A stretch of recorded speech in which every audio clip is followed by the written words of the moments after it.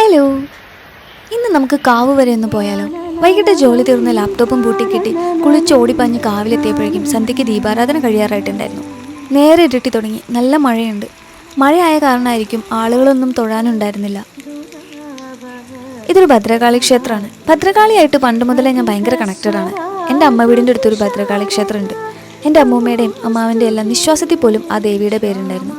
എന്നും സന്ധ്യയ്ക്ക് വിളക്ക് വയ്ക്കുന്ന സമയത്ത് ആ കാവ് സങ്കല്പിച്ച് പടിഞ്ഞാറോട്ട് അമ്മൂമ്മ വിളക്ക് കാണിക്കാറുണ്ടായിരുന്നു.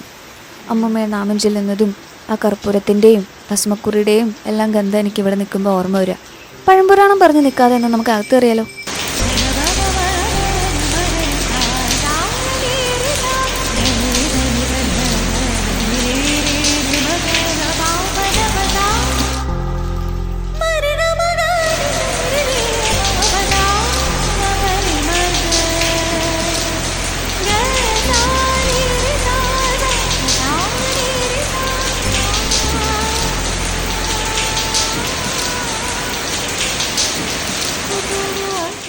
ഈ ഭദ്രകാളി ക്ഷേത്രങ്ങൾക്ക് പ്രത്യേകിച്ചും ഒരു പ്രത്യേകതയുണ്ട്. എന്താണോ?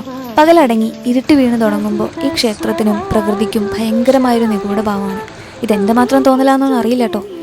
അങ്ങനെ തൊഴുത ശേഷം പ്രസാദമൊക്കെ വാങ്ങി ഞാൻ തിരിച്ച് വീട്ടിലേക്ക് പോവാൻ. തൽക്കാലം വേറൊന്നുമില്ല. ഇന്ന് ഇത്രയേ ഉള്ളൂ. ടാറ്റാ.